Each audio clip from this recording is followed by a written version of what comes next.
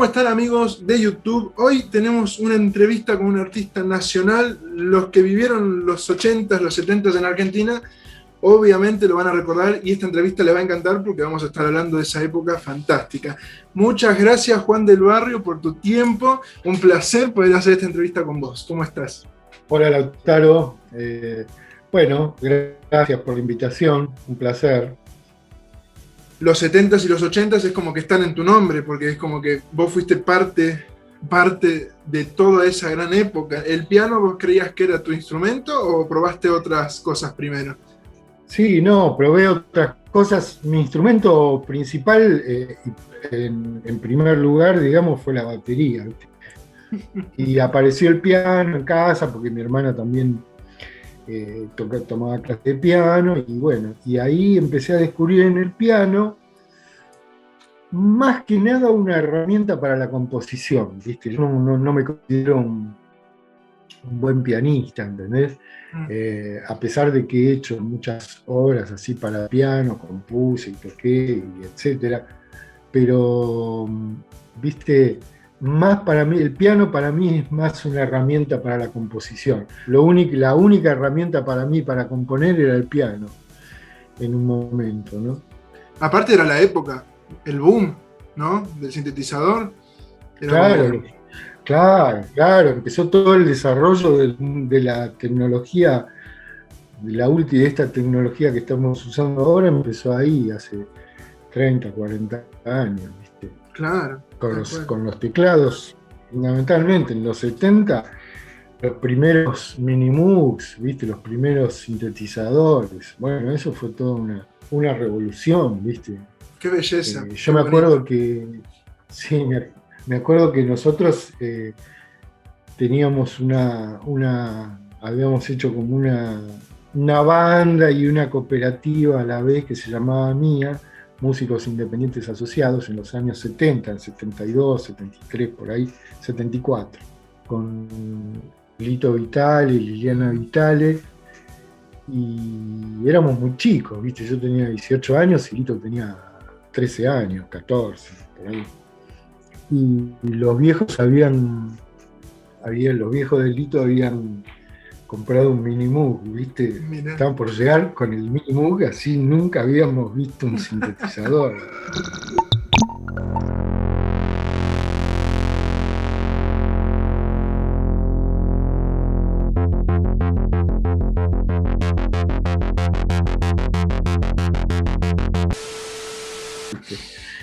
Y yo estaba en la casa de Lito con Lito y los viejos estaban yendo para la casa, tipo a las 7 llegamos, ¿viste? Se hacían las 7, no llegaban. Bueno, estamos demorados, a las 8, que eso, al final llegaron a las 9, ponele, no sé. Nosotros estábamos desesperados, con Lito esperando ver el mini move, ¿viste? Y llegó y lo armamos, pero no tenía el manual, ¿viste? Y empezamos a mover las perillas y no pasaba nada, ¿entendés? Y estábamos ahí, ¿viste? Un buen rato, pasaban los minutos, pasó media hora, ¿viste? Y de repente movíamos algo y se escuchaba una cosita así, ¿entendés? Y, uy, mirá, hizo así, pic, pic.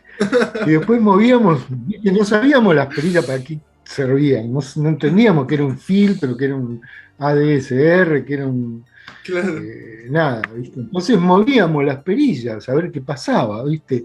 Y de repente pasó hacía mip, mip, una porquería, ¿viste? Una cosa súper frustrante, una cosa horrible. Y nos quedamos así, ¿viste? Súper frustrados. Bueno, después conseguimos el manual, alguien Ah, nos informó, nos dijo más o menos cómo. Empezamos a entender eso, pero para que te des una idea de lo que era un sintetizador en esa época, era claro. chino, pero total, ¿viste? Yo en esa época estudiaba en el conservatorio municipal que quedaba en el Manuel de Falla, que quedaba en la parte de atrás del Teatro San Martín, Mm. acá en Buenos Aires, y un edificio grande que había varias cosas. En el sexto piso estaba el conservatorio Y en el quinto piso estaba el SICMAT con Y, era la palabra era muy tecno, ¿viste? Sí. Y ahí funcionaba el Centro de Investigaciones y qué sé yo, de música electrónica, ¿viste? Y lo manejaban tres personajes, entre ellos Gerardo Gandini, Mm. un músico, bueno, el último pianista de Piazzolla y un compositor de música clásica muy grosso. Este, y a veces cuando me tomaba el ascensor para subir al conservatorio, pasaba siempre por el quinto piso. Y Claro. a veces estaban estos chabones también que subían en el ascensor, que eran unos marcianos totales, ¿viste? Pero era gente grande y muy, pero muy marcianos, ¿viste? Todos parecían como, ¿viste? En las películas de ciencia ficción, los marcianos que se disfrazan de humanos, ¿viste? Claro. Bueno, eran una cosa así. Y ibas a preguntar, entonces teníamos toda la curiosidad, ¿viste? Tenía 17, 18 años, Claro. estaba en plena efervescencia de rock progresivo, sintetizadores, qué sé yo, y un centro de investigación de música electrónica, ¿viste? A ver qué es esto. Ibas ahí a averiguar y no te daban ni cinco de pelota, ¿viste? Viste, ya te atendían medio malhumorados, así, viste, te echaban a patadas, viste. Y no se puede, y yo quería, no, esto no, porque no, ahora está suspendido, no sé qué, no te daban ni cinco de bola. Mala Entonces, onda. y ellos eran re mala onda, y ellos eran los que, digamos, los representantes argentinos de Stockhausen, digamos, los que empezaron con el mambo de la música electrónica. Entonces era difícil porque no había muchos canales. Pero, bueno, digamos, Stockhausen, acá Luis María Serra es un compositor argentino también que transitó mucho lo que se llamó música electrónica, pero no la bailable. La música electrónica era un estilo de música, no un estilo, sino una manera de hacer música de los años 60, 70, ¿viste? Sí, tal cual. En los 80 yo cuando hablo con los artistas referidos al Italo Disco, que es la electrónica bolichera, ellos decían que cuando Sí, salieron los sintetizadores japoneses eran mucho más baratos y eso le permitió a ellos por ahí poder acceder a uno y comprarlo y hacer música. ¿Acá en Argentina fue algo parecido?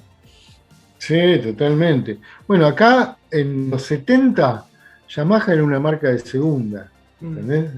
Los instrumentos japoneses no arpaban. mira. Este, eran más importantes, bueno, los yanquis, los alemanes, los ingleses, ¿viste? Eh, Mirá vos, mirá. pero bueno, ¿viste? Los japoneses y después los chinos y los coreanos desarrollaron mucho la industria de instrumentos Tal musicales, cual, ¿viste? tal cual. Pero empezaron, es cierto que, y después cuando Yamaha era una marca de primera, bueno, qué sé yo, Kawai, ¿viste? Mm. Era una marca de segunda, y hoy en día un piano Kawai es lo más, ¿viste? También. Claro.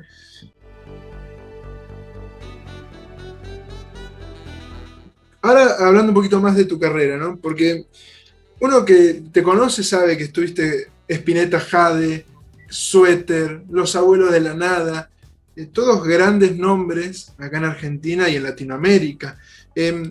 ¿Cómo era trabajar con Spinetta? Haciendo música con él, otro grande también. Bueno, Spinetta, ¿viste? Siempre fue para mí una guía musical, ¿no? Desde chico, cuando empecé a hacerme músico, para mí Spinetta era lo más inspirado del rock, ¿no? Mm. Era diferente, era más volado, más poesía, más surrealismo, ¿viste? Más todo, más sonoridades diferentes, qué sé yo. Entonces, para mí siempre fue un modelo como artista, como actitud artística, ¿no? Y después tocar con él fue algo inesperado, digamos, no fue algo que yo me propuse en la vida, ¿viste? Pero Mira, se dio así y bueno, la verdad me siento privilegiado de que haya sucedido. Y bueno, para mí fue muy importante en ese momento. Yo tenía 21 años, 21 años, 22, más o menos. Y entonces, para mí, fue como, qué sé yo, como jugar en primera, Claro. por primera vez, ¿no? Después, bueno, él personalmente era una persona muy, muy creativa, por supuesto, eso ya no hace falta que lo diga, es su característica más sobresaliente, sin Mm. duda. Y a la vez una persona muy afectuosa y a la vez una persona muy, un músico intuitivo, ¿entendés? Es decir, un músico que no está formado en una academia o Mm. en un instituto, no tiene estudios teóricos de la música, lo cual no significa que no sepa música, ¿viste? No, claro. Sin duda. Entonces el lenguaje también era muy, a ver, ¿cómo te podría decir? Un lenguaje muy simbólico, el que manejábamos para determinar qué tocar en determinado tema. ¿Me Mm. explico? Sí, sí. Muchas veces él venía con una idea acabada de lo que quería musicalmente y a veces no. Entonces ahí estaba un poco la participación de los músicos que tocábamos con él y de alguna manera aportábamos también algo que él por ahí no había planeado, ¿viste? Pero que Claro. le enriqueció el tema, etcétera, ¿no? Otro grande es Miguel Abuelo, con quien vos después formaste parte de esa banda, de los Abuelos de la Nada, una banda histórica también de Argentina de los 80s. ¿Qué sentiste cuando tuviste esa oportunidad de trabajar con ellos? Bueno, eso fue un momento también muy, muy efervescente, ¿viste? En la Argentina, porque coincidió también con la vuelta a la democracia, ¿viste? Entonces hubo todo como una efervescencia popular y la verdad muy, muy, muy rica, ¿no?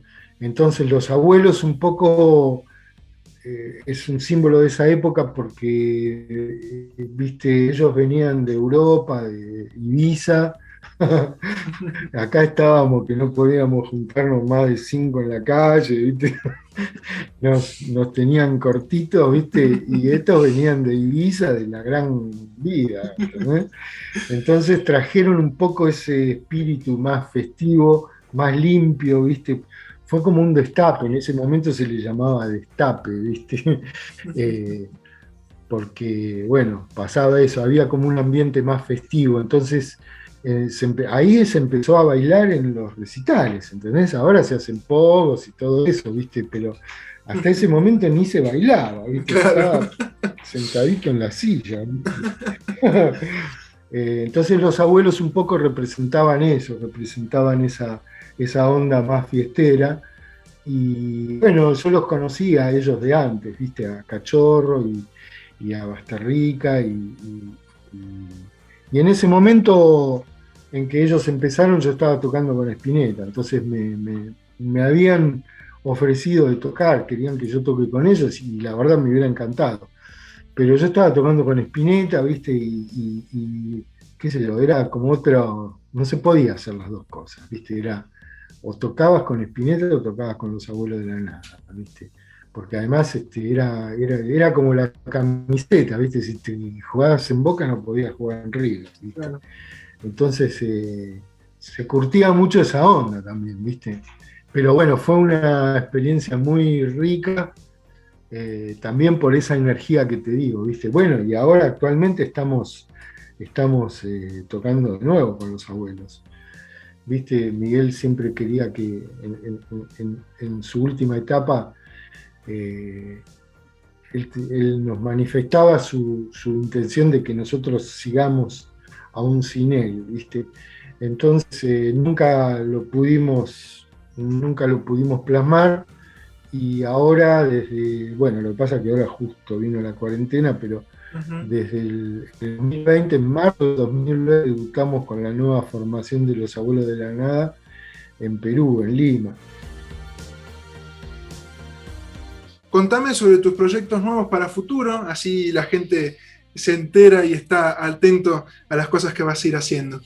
Bueno, tengo mi banda, mi Tres Eléctrico, que es mi banda de, yo le llamo jazz rock sinfónico, ¿viste? Una cosa así Mirá, medio rara.